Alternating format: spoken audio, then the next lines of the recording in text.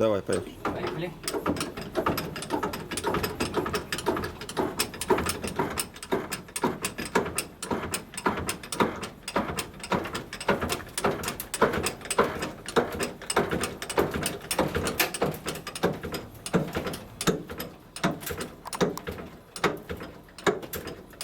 Все, пора стучать. Выключать.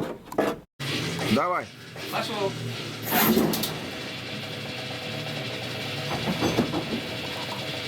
Поехали. Ничего не изменилось. Ну, ваш снимает скрытая камера, помаши рукой. Вот.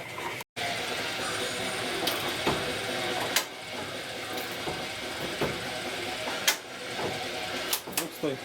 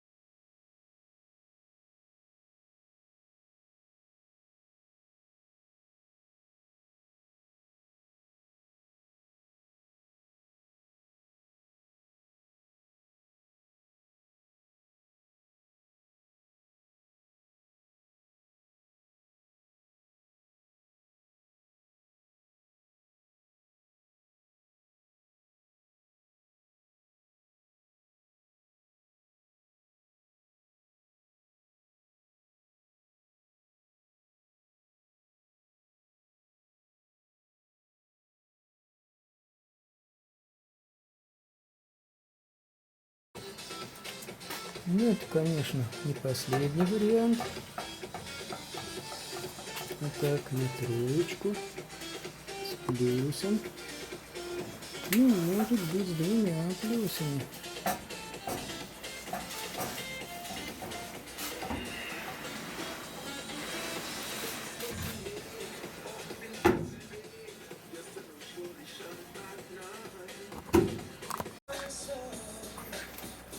Так, вот она, наша красавица.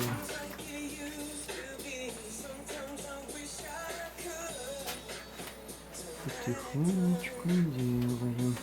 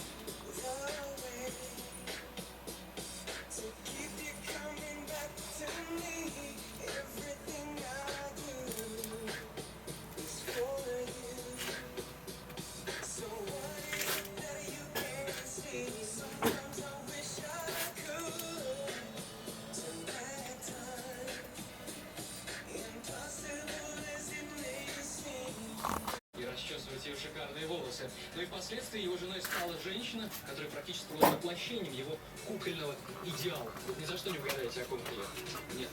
О Томасе Андерсе, чей голос в составе дуэта Modern Talking уже через пару минут вы услышите на Радио 7.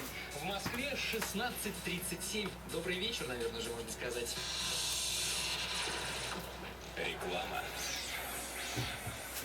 Зимой ежики сворачиваются и становятся маленькими-маленькими. Только колючки торчат. А папа сказал, что цены в Игрис тоже съежились. И теперь шины с колючками стали дешевле.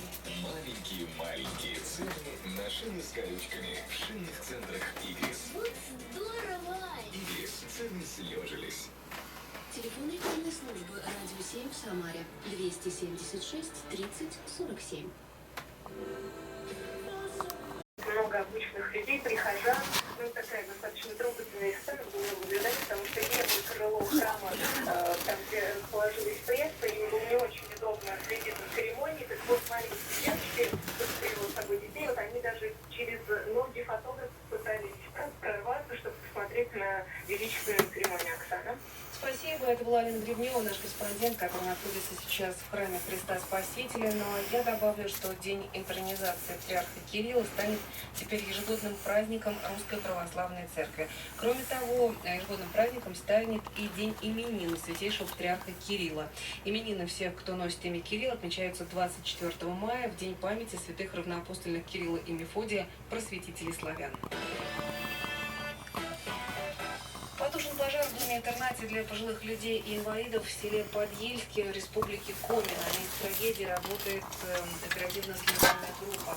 О количестве погибших телеканалу НТВ сообщил официальный представитель Следственного комитета при прокуратуре Владимир Маркин. По факту пожара возбуждено уголовное дело по части 3 статьи 219 Уголовного кодекса Российской Федерации «Нарушение правил противопожарной безопасности». По предварительным данным найдено 22 отгоревших трупа и 4 фрагмента отгоревших тел. Поэтому говорить о точной цифре погибших пока рано. Следственно-оперативная группа Следственного управления Следственного комитета при прокуратуре Российской Федерации по республике Коми работала на месте происшествия всю ночь. Выяснилось, что очаг пожара мог находиться в комнате номер 5, которую проживала одна из жительниц, из которой пожар уже распространился очень быстро по всему зданию. В настоящий момент назначены и проводятся судебно-медицинские экспертизы и другие необходимые следственные действия, направленные на выяснение причин пожара.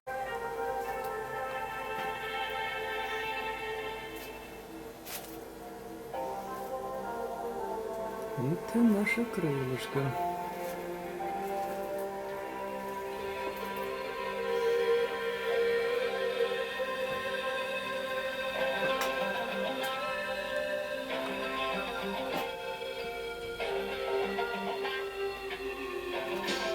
Который будет очень хорошенький.